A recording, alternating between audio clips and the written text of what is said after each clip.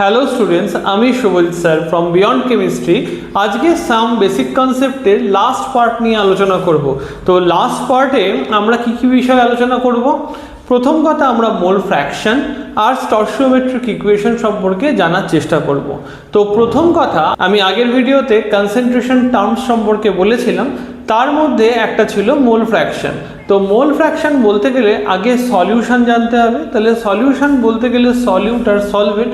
আমি এটাকেও well explain করেছি একটা ভিডিওতে। তোমরা ওই ভিডিওগুলো, আগের এই যে মূল কনসেপ্টের যে ভিডিও, সেই জিনিসগুলো যদি তুমি ভালো করে দেখে নাও, তাহলে এই ভিডিওটা তোমাদের বুঝতে সুবিধা হবে। তো চলো, আমাদের এখানে যেটা বিষয় সেটা হচ্ছে গিয়ে সলিউশন। তাহলে সলিউশন কাকে বলবো? যেটায় সলিউট থাকবে আর কি থাকবে? সলভেন্ট থাকবে। তাহলে সলিউট আর সলভেন্ট যেখানে থাকবে সেটাকে আমরা সলিউশন বলে রাখবো। তাহলে সলিউটকে আমরা বলবো বি আর সলভেন্টকে বলবো এ। কেন বলবো? কারণ আমরা সলভেন্টেই সলিউট মেশাই, সলিউটে কখনো সলভেন্ট মেশাই না।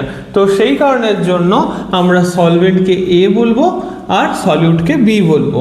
তাহলে আমাকে মোল ফ্র্যাকশন যদি জানতে চাই, তাহলে মোল ফ্র্যাকশন যদি বলি, তাহলে মোল ফ্র্যাকশন বলতে গেলে আমার এখানে যেটা প্রয়োজন সেটা হচ্ছে গিয়ে, আমাকে এটা বলা হয় কাই। এই কাইটাই হচ্ছে কি আমার কাছে মোল ফ্র্যাকশনকে আমরা ডিফাইন করব। তাহলে মোল ফ্র্যাকশন ইকুয়াল টু, তাহলে আমাকে ফর্মুলা কি দিতে হবে? মোল ফ্র্যাকশন ইকুয়াল টু, তাহলে আমাকে সলিউট বাই সলিউশন দিতে হবে। তাহলে সলিউট, তাহলে এখানে আমাকে কি না, moles of solute divided by moles of solution. তাহলে এইখানে যদি জানতে চাই, তাহলে সলিউটটার মোলস কি করে বার করব? তাহলে মোলস অফ সলিউট যদি জানতে হয়, তাহলে কি করে বলবো যে solute equal to given mass by gram atomic mass, এরকমভাবে বার করতে পারি আমরা। তাহলে এই মোলসটাকে, সলিউটের যদি মোলস আমরা এরকমভাবে বার করি, তাহলে আমাকে এখানে কি করতে হবে? তাহলে এই মোলসটাকে আমরা কি দিয়ে ডিফাইন করি? এন দিয়ে। তাহলে নাম্বার অফ সলিউটকে আমরা কি বলবো? মোলস অফ সলিউটকে আমরা বলবো হচ্ছে কি এন বি ডিভাইডেড বাই, এখানে কি হচ্ছে নাম্বার অফ সলিউশন, মানে কি সলিউট প্লাস সলভেন্ট। তাহলে সলিউট প্লাস সলভেন্ট বলতে গেলে n b plus n a. এটা হয়ে গেল মোল ফ্র্যাকশনের ফর্মুলা। ঠিক আছে, ঠিক সেমভাবে আরও একটা ফর্মুলা আমরা অ্যাপ্লাই করতে পারি মোল পার্সেন্টেজে। পার্সেন্ট কী করে বার করব? তাহলে মোল পার্সেন্ট আরও ভালো করে বার করা যায়। কি হবে না, কাই, আমরা জানি কাই হচ্ছে কি মোল ফ্র্যাকশন ইন্টু যদি 100 করি, তাহলেই আমার মোল পার্সেন্টেজ বেরিয়ে যাবে। তাহলে মোল পার্সেন্টেজ, তাহলে আমরা এটা লিখতে পারি n b by n a plus n b into 100। তাহলে খুব সহজেই আমরা মোল পার্সেন্টেজ বার করে নেব। তোমরা এই ফর্মুলাটা নোট ডাউন করে নাও, তারপরে আমি এর রেসপেক্টে ম্যাথস করাবো। চলো এই অঙ্কটা আমরা দেখে নিই যে অঙ্কেতে কি বলেছে। তো অঙ্কে বলেছে যে ক্যালকুলেট দ্য মাস অফ কেন sugar and water required to prepare 250 gram of 25% solution in কেন সুগার। তাহলে এখানে আমাকে মাস পার্সেন্টেজ বা মাসটা বার করতে হবে। তাহলে মাস পার্সেন্টেজের ফর্মুলা কি? একভাবে মোল পার্সেন্টেজের যেরকম ফর্মুলা, মাস পার্সেন্টেজেরও সেরকম ফর্মুলা। তো কীরকম ফর্মুলাটা হচ্ছে গিয়ে মাস অফ সলিউট। তাহলে mass of solute divided by mass of solvent. তাহলে কি হবে? ইন্টু যদি 100 করে দিই, তাহলেই আমার বেরিয়ে যাবে। তাহলে আমাকে গিভেন কি দেওয়া আছে? গিভেন দেওয়া আছে 25%। তাহলে মাস অফ দেওয়া আছে 25%। তাহলে এখানে, তাহলে মাস অফ সলিউট আমাকে বার করতে হবে। মাস অফ দ্য সলিউশন কত বলে দেওয়া আছে? 250। তাহলে 250, আর এটাকে আমি যদি এক্স ধরে নিই, তাহলে ইন্টু 100। তাহলে এক্স ইকুয়াল টু কত হয়ে গেল? 25 ইন্টু 250 বাই 100 হয়ে গেল। তাহলে 0 কেটে গেলে 25 ইন্টু 25 করলে কত হয়? 625 বাই 10 করলে কত হয়?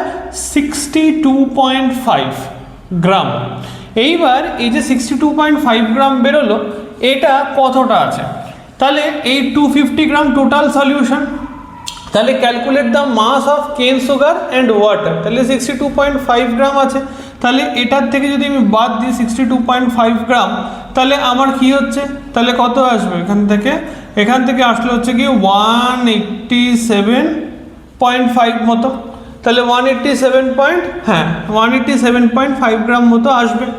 তো এইভাবেই আমরা মাস অফ কেন সুগার অ্যান্ড ওয়াটার এত ইজি ফর্মুলা দিয়ে আমরা বার করে নিতে পারলাম। তোমরা নোট ডাউন করে নাও, তারপরে আমরা আরও একটা অঙ্ক করব। চলো আমরা আরও একটা অঙ্ক দেখে নিই। এই অঙ্কে কি বলেছে? অঙ্কে বলেছে calculate the mole fraction of 117 gram salt present in 180 gram water. তাহলে মোল ফ্র্যাকশনের আমার ফর্মুলা কি? তাহলে মোল ফ্র্যাকশন আমরা এরকমভাবে লিখবো, কাই লিখবো, কাই ইকুয়াল টু তাহলে কি হচ্ছে NB NA প্লাস NB। NBটা কি? Number of moles of solute. তাহলে আমাকে মোলস বার করতে সবার আগে হবে।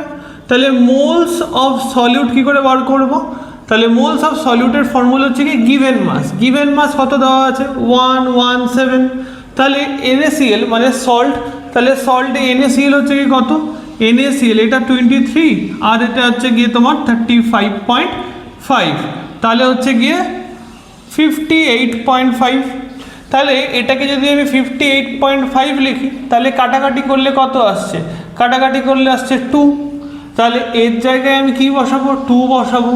তাহলে Na প্লাস NB, তাহলে NB তো আমরা জানি, তাহলে Naটা আমাকে বার করতে হবে। Naটা কি করে বার করব? না এখানে মোলস অফ সলিউশন যদি সলিউট যদি বলি আমি, তাহলে এটা হচ্ছে কি 180 আর H2O তো 18 হয়, তাহলে এখানে কাটলে কত আসছে? 10। তাহলে এখানে 10 মানে হচ্ছে কি 2/12 1/6, তাহলে 1/6 করলেই 1/6 এটাই হচ্ছে কি অ্যান্সার। তাহলে মোল ফ্র্যাকশন কি হবে? 1/6। এটা তোমরা ডেসিমেলে কনভার্ট করতে পারো বা এরকমও রেখে দিতে পারো। তো ডেসিমেলে কনভার্ট করাই আমার মনে হয় বেটার হবে। তো তোমরা এটাকে ডেসিমেলে করে নাও, তাহলেই আমার অ্যান্সার বেরিয়ে যাবে। তো তোমরা এই অঙ্কটা এত সহজ ফর্মুলা দিয়ে ইজিলি করে ফেলতে পারবে। তোমরা নোট ডাউন করে নাও, তারপরে আমরা নেক্সট অঙ্কতে যাব। চলো আমরা নেক্সট অঙ্কটা দেখে নিই। নেক্সট অঙ্কে কি বলেছে? নেক্সট অঙ্কে বলেছে, খুব ইম্পর্টেন্ট অঙ্কটা যদিও, 1 liter of sea water weighs 1040 gram and contains 5 × 10⁻³ gram of dissolved O2. What is the concentration of dissolved O2 in ppm? তাহলে ppm এর ফর্মুলাটা কি? তাহলে ppm এর ফর্মুলা হয়ে গেল mass of oxygen divided by mass of sea water। তাহলে sea water আর ppm যেহেতু দেওয়া আছে তাহলে 10⁶। এবার এখানে মাথায় রাখতে হবে যদি ppb দেওয়া থাকে তাহলে কি করব? সেম হবে, সব সেম, শুধুমাত্র 10⁶ এর জায়গায় 10⁹ হবে। এই জিনিসটা কিন্তু মাথায় রাখবে। যদি pp মাথায় বললাম, যদি ppm হয় তাহলে ইন্টু 10⁶ করব, আর যদি ppb হয় তাহলে ইন্টু 10⁹ করব। কথা বোঝা গেছে? তো এইখানে মাস অফ অক্সিজেন, তাহলে মাস অফ অক্সিজেন কত?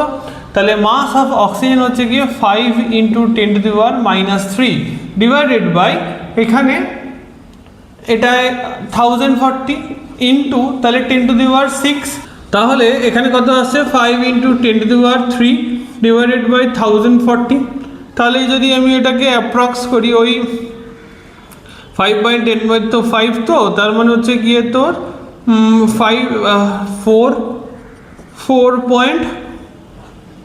4.9 ppm আসবে মোটামুটি অ্যাপ্রক্সিমেটলি। ক্যালকুলেট করলে আরও একদম প্রমিনেন্ট উত্তর পেয়ে যাবিস। তো এই কারণে এইভাবে খুব ইজিলি ppm বার করা যায়। যদি 10⁹ থাকে তাহলে ppb বার করা যাবে। এইভাবে আমরা এই কনসেন্ট্রেশন গ্রেডিয়েন্টের যাবতীয় যা অঙ্কগুলো আছে আর যা ফর্মুলা আছে সেগুলো আমরা করার চেষ্টা করলাম আর পুরোপুরিভাবে কমপ্লিট করলাম। তোমরা বই থেকে এক্সারসাইজ থেকে খুব ভালো করে প্র্যাকটিস করো, যেটায় অসুবিধা আছে সেটা তোমাদের স্যারকে দেখাও, তাহলে আরও তাড়াতাড়ি তোমরা সেটাকে বুঝতে পারবে। তো সুতরাং আমরা এই ভিডিওতে আমরা যে জিনিসগুলো শিখলাম এতক্ষণ অবধি কনসেন্ট্রেশনে যা বলেছিলাম সব কটাই আমরা করে ফেলেছি এবং তার অ্যাপ্লিকেশন বেসিসে ম্যাথসও করেছি। এরপরে আমরা যেটা পড়ব সেটা হচ্ছে গিয়ে স্টয়চিওমেট্রিক ইকুয়েশন। এই স্টয়চিওমেট্রিক ইকুয়েশনও খুব ইম্পর্টেন্ট। চলো তোমরা আগে এটাকে নোট ডাউন করে নাও, তারপরে আমি এই স্টয়চিওমেট্রিক ইকুয়েশন স্টার্ট করব। তো এরপরে আমরা যেটাকে নিয়ে আলোচনা করব সেটা হচ্ছে গিয়ে স্টয়চিওমেট্রিক ইকুয়েশন। এই স্টয়চিওমেট্রিক ইকুয়েশন থেকে প্রচুর পরিমাণে প্রশ্ন আসে, তো চলো আমরা দেখে নিই। তো ওই জিনিসটা পড়ার আগে আমাকে কিছু জিনিস জানতে হবে। কি কি? যেমন আমরা এখানে ট্যাবুলেশন ফরম্যাটে করব। প্রথম ট্যাবুলেশনে আমরা লিখব হচ্ছে গিয়ে অ্যাটমিক নেম, কি অ্যাটম আমাকে দেওয়া থাকবে। তারপরে আমরা লিখব হচ্ছে গিয়ে অ্যাটমিক ওয়েট। অ্যাটমিক ওয়েট না লিখে এখানে হচ্ছে গিয়ে পার্সেন্টেজ অফ মাস, যেটা তোমাকে তোমার কোশ্চেনে দেওয়া থাকবে, যেটা তোমাকে তোমার কোশ্চেনে দেওয়া থাকবে। প্রথমে আমরা লিখে নেব কি অ্যাটমিক নেম, তারপরে আমরা লিখব কি মাস পার্সেন্টেজ, তারপরে আমরা লিখব কি তারপরে লিখব হচ্ছে কি অ্যাটমিক ওয়েট। তোমাকে এই অ্যাটমিক নেমগুলো তোমার কোশ্চেনে দেওয়া থাকবে, তার মাস পার্সেন্টেজও দেওয়া আছে, কিন্তু এই অ্যাটমিক ওয়েটটা তোমাকে জানতে হবে যে কার্বনের 12 হয়, অক্সিজেনের 16 হয়, সেগুলো এখানে আমরা বসাবো। তো বসানোর পরে এরপরে আমরা বার করব মোলস। এই মোলস মানে কি given mass by gram atomic mass, তাহলে এটা ডিভাইডেড বাই এটা। তাহলে এটাকে যদি আমি এ বলি, এটাকে যদি আমি বি বলি, তাহলে আমরা কি লিখব এ বাই বি করলেই আমার মোলস বেরিয়ে যাবে। কারেক্ট। তো এরপরে এই যে মোলসটা যে বেরোচ্ছে, সেই মোলসের পরে আমরা কি করব, আমরা বার করব হচ্ছে গিয়ে মাস সিম্পল রেশিও। এই মোলসটার পরে আমরা যেটা বার করব সেটা হচ্ছে গিয়ে সিম্পল রেশিও। তাহলে সিম্পল রেশিও কি করে বার করব, দেখব এই মোলস এর মধ্যে যেগুলো সব থেকে ছোট রেশিও বেরিয়েছে সেই রেশিও দিয়ে সব কটাকে ডিভাইড করে নেব। ধরে নাও এটা 2 বেরোলো, এটার 1 বেরোলো, এটার হচ্ছে গিয়ে 0.5 বেরোলো। তাহলে আমাকে সিম্পলেস্ট রেশিও বার করতে গেলে কি করতে হবে, সিম্পলেস্ট রেশিও বার করতে গেলে 2/0.5, 1/0.5, 0.5/0.5 এরকমভাবে আমরা সিম্পলেস্ট রেশিও পেয়ে যাব। এই সিম্পলেস্ট রেশিও দিয়েই আমরা কি করব, আমরা বার করব এম্পিরিক্যাল ফর্মুলা। এই যে সিম্পলেস্ট রেশিওটা হলো, এই সিম্পলেস্ট রেশিও দিয়েই আমরা বার করব এম্পিরিক্যাল ফর্মুলা। তাহলে এম্পিরিক্যাল ফর্মুলা। এবার এখানে আমরা কি করছি, ধরে নিলাম এটা ফার্স্টেরটা হবে কার্বন, তারপর একটা হাইড্রোজেন, তারপর একটা অক্সিজেন, জাস্ট ধরছি। আর এটা ধরো আসলে হচ্ছে কি এটা 1, এটা 2, এটা 3। সেক্ষেত্রে আমরা এরকমই লিখব, তাহলে এটা 1 বেরিয়েছে, এটা 2 বেরিয়েছে, এটা 3 বেরিয়েছে। এই যে ফর্মুলাটা বেরোলো এটাকে বলা হয় এম্পিরিক্যাল ফর্মুলা। এবার এটাকে যখন ক্যালকুলেট করে আমরা ওয়েট বার করব, তখনই এটা হয়ে যাবে কি, এটা হয়ে যাবে তখন এম্পিরিক্যাল ওয়েট, রাইট। তাহলে এটা কি হয়ে গেল, এম্পিরিক্যাল ওয়েট।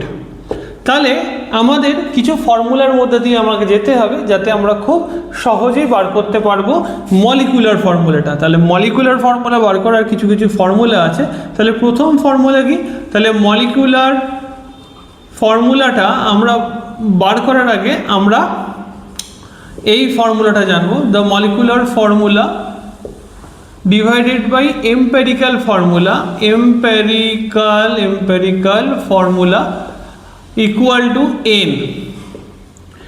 এবার মলিকুলার ফর্মুলা তোমাকে হয়তো তোমার বইতে দেওয়া থাকবে বা কোশ্চেনে দেওয়া থাকবে, সেইখান থেকে আমরা অ্যাপ্লাই করলে আমরা এম্পিরিক্যাল ফর্মুলা কি করে বার করব সেটা আমরা দেখব। এই সেম ফর্মুলায় আরও একটা জিনিস লেখা যায়, সেটা হচ্ছে গিয়ে molecular weight divided by empirical weight. এই এম্পিরিক্যাল ওয়েট আমরা এখান থেকে পেয়ে যাব। আর মলিকুলার ওয়েট যদি দেওয়া থাকে তাহলে আমরা মানে কোশ্চেনে দেওয়া থাকবে, কোশ্চেনে দেওয়া থাকলে আমরা এনটা সহজেই পেয়ে যাব। তাহলে এনটার ভ্যালু যদি আমি এখানে পুট করি, আর এম্পিরিক্যাল ফর্মুলা তো আমি জানি, তাহলে এম্পিরিক্যাল ফর্মুলাটাকে যদি এদিকে নিয়ে এটার সাথে মাল্টিপ্লাই করে দিই, তাহলে কি আমার মলিকুলার ফর্মুলা বেরিয়ে যাবে। তাহলে আরও একটা জিনিসের ফর্মুলা, এটা বোঝা গেল। আর সেকেন্ড হচ্ছে গিয়ে কি, আমরা 2 ইন্টু ভেপার ডেন্সিটি ভিডি লিখলাম, vapour density is equal to molecular weight. তাহলে মলিকুলার ওয়েট ইকুয়াল টু কি, 2 ইন্টু ভেপার ডেন্সিটি। তাহলে ভেপার ডেন্সিটি আমরা যদি জানা থাকে তাহলে এটা ডাবল করে দিলেই মলিকুলার ওয়েট পেয়ে যাবে। অনেক প্রশ্নে এরকম ভেপার ডেন্সিটি দেওয়া থাকে। আবার অনেক প্রশ্নে ডাইরেক্ট মলিকুলার ওয়েটটাই দেওয়া থাকে। যদি না দেওয়া থাকে তাহলে আমরা এটা ইজিলি বার করে ফেলতে পারবো, আর যদি দেওয়া থাকে তাহলে তো খুবই ভালো। এইভাবেই আমরা এই স্টয়চিওমেট্রিক ক্যালকুলেশন খুব সহজেই করে ফেলতে পারবো। তোমরা এই যে এই ফর্মুলাটা শেখালাম বা এই ট্যাবুলেশনটা করলাম, সেটা তোমরা আগে নোট ডাউন করে নাও, তারপরে এর রেসপেক্টে অনেক অঙ্ক করব। চলো আমরা এই স্টয়চিওমেট্রিক ক্যালকুলেশনের রেসপেক্টে আমরা কিছু অঙ্ক করে নিই। তো অঙ্কে কি বলেছে, a compound composed of carbon, hydrogen and chlorine contains carbon 10.4%, okay, chlorine 89.12%, right. Okay, তাহলে হাইড্রোজেনটা এখানে দেওয়া নেই, তাহলে এটারকে টোটাল করলে কত আসবে, এটার 10.4 ইকুয়াল টু হচ্ছে গিয়ে তাহলে কত আসছে, এটা 99.16 প্রায়। তাহলে এখানে কত আসছে, তাহলে এই বাদ বাকিটা হচ্ছে গিয়ে তাহলে 100 থেকে যদি আমি মাইনাস দিই তাহলে হচ্ছে গিয়ে ওই 0.84% আসছে হাইড্রোজেনটা। তাহলে আমার হাইড্রোজেন এরকম বার করে নিলাম যে টোটালটা তো আমি জানি, পার্সেন্টেজ যেহেতু বলে দেওয়া আছে, তাহলে 100 থেকে মাইনাস করলে আর এই দুটোকে প্লাস করে যদি এটার থেকে মাইনাস দেওয়া দেয় তাহলে হাইড্রোজেনটা ইজিলি বেরিয়ে যাবে।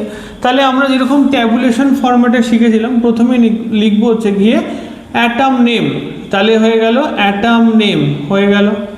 তারপরে কি, তারপরে হয়ে গেল এখানে হচ্ছে কি আমরা লিখব মাস পার্সেন্টেজ, তাহলে এখানে লিখলাম আমরা মাস পার্সেন্টেজ। তারপরে এখানে আমরা কি লিখব, অ্যাটমিক ওয়েট, তাহলে অ্যাটমিক ওয়েট, তারপরে মোলস, তারপরে আমরা লিখব সিম্পলিয়েস্ট রেশিও। তাহলে এখানে কার্বন, ক্লোরিন আর এখানে হাইড্রোজেন, তাহলে কার্বন কত আছে 10.4 আছে, তাহলে ক্লোরিন কত আছে 89.12 আর এখানে 0.84 বেরিয়েছে। তাহলে এখানে অ্যাটমিক ওয়েট বলতে কার্বনের 12, ক্লোরিনের 35.5, হাইড্রোজেনের 1। তাহলে মোলস কী করে বার করব, 10.4 ডিভাইডেড বাই 12, তাহলে 89.12 ডিভাইডেড বাই 35.5 আর এখানে 0.84 ডিভাইডেড বাই 1, তাহলে এটা তো 0.84ই আসবে। তাহলে এটা 0.8 মানে হচ্ছে গিয়ে 12, এটা হচ্ছে 96, হ্যাঁ, তাহলে এটাও 0.84ই আসবে। তাহলে এটা করলে কত আসবে, এখানে হচ্ছে গিয়ে 70 হচ্ছে গিয়ে 2 ওখান থেকে ওখান থেকে হ্যাঁ 2.51 মতো আসছে। তাহলে এই মোলস বেরিয়ে গেল। তাহলে এইখানে আমার কাছে 0.84 আছে, সব থেকে ছোটোকে এখানে 0.84ই, তাহলে 0.84 দিয়ে ডিভাইড করব, এটাকেও 0.84 আছে, এটাও 0.84 দিয়ে ডিভাইড করলাম, তাহলে এখানে 2.51 আছে, এটাকেও যদি 0.84 দিয়ে ডিভাইড করি আমি, তাহলে আমার আসবে হচ্ছে কি এটা 1 আসবে, এটা 1 আসবে, আর এটা ওই এটা 3 এই 3 অ্যাপ্রক্সিমেটলি ধরে নাও। তাহলে এখানে কি হচ্ছে, তাহলে কার্বন কতগুলো, একটা, হাইড্রোজেন তাহলে কতগুলো, হাইড্রোজেন একটা, আর ক্লোরিন কতগুলো, 3টে, তাহলে হয়ে গেল কি CHCl3। তাহলে এটা কি বেরোলো, এটা বেরোলো এম্পেরিক্যাল ফর্মুলা, রাইট।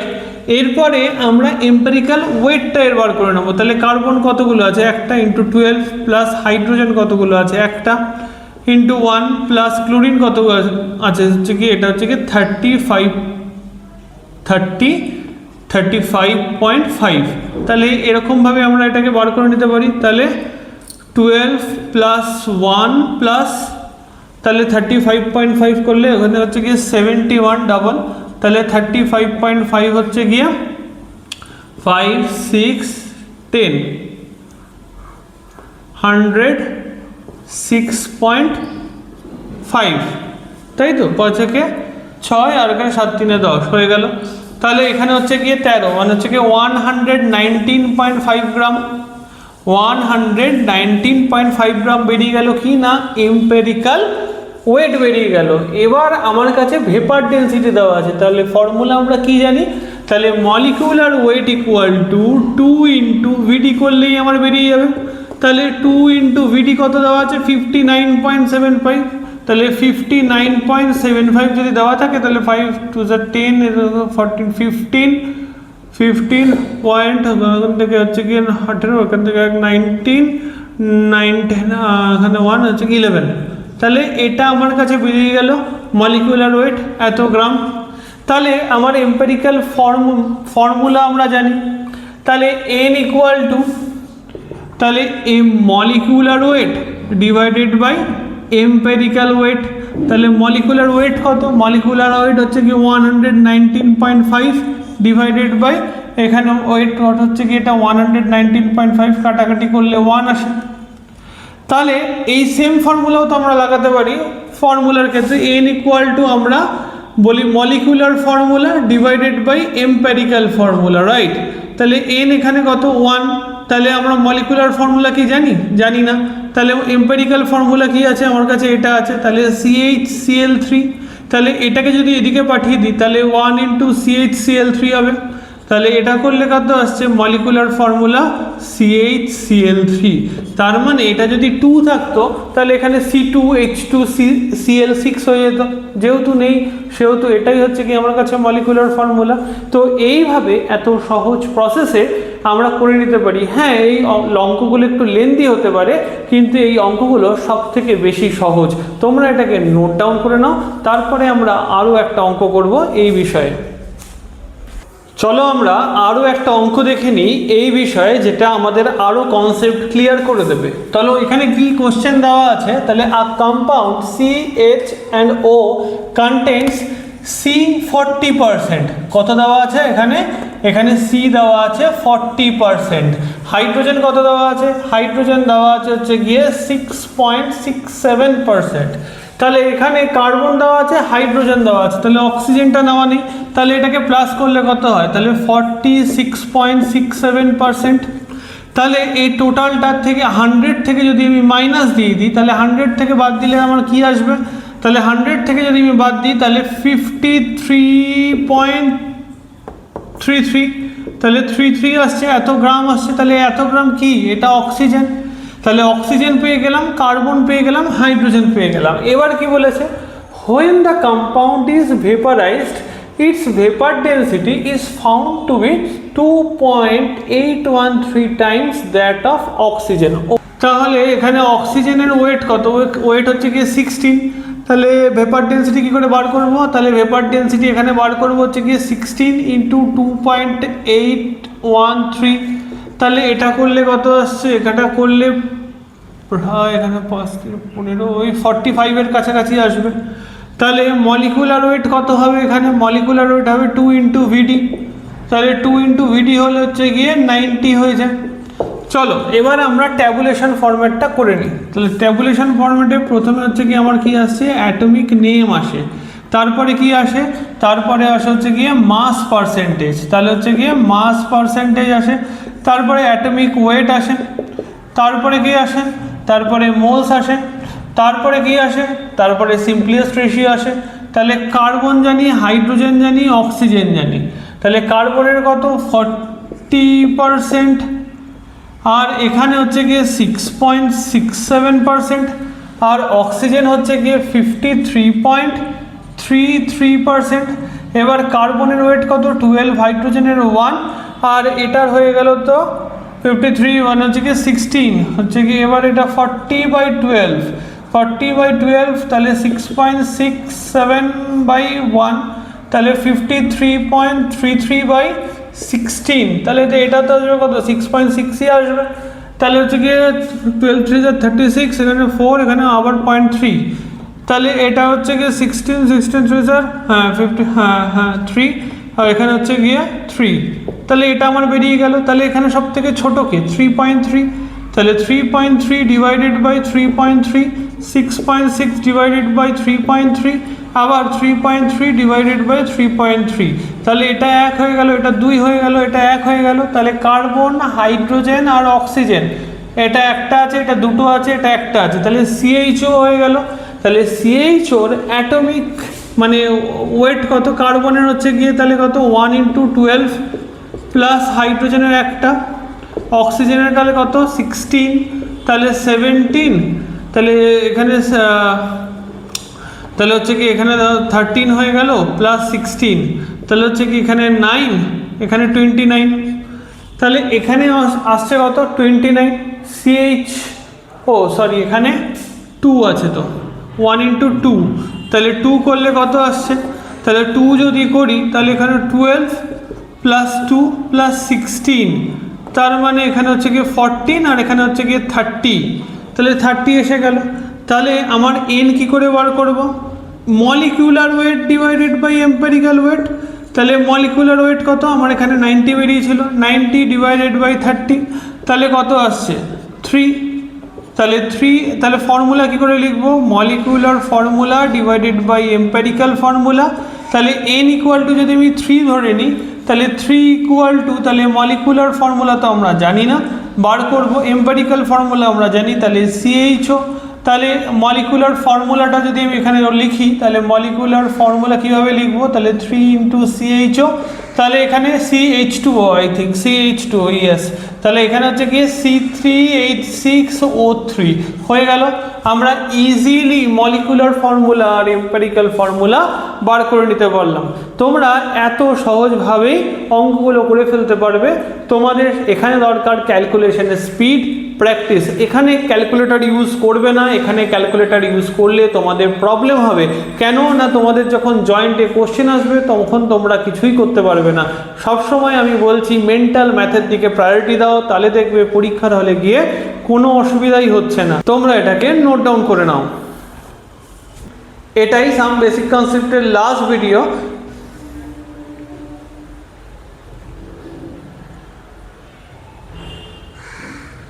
এইভাবে আমরা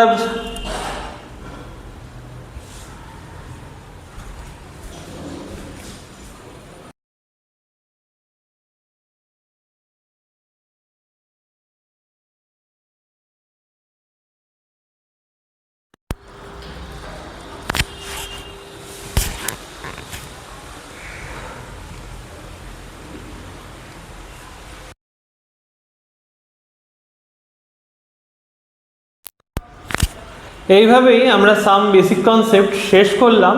তোমরা এটাকে নোট ডাউন করেছো, আশা করি তোমরা সমস্ত কিছুই বুঝতে পেরেছো।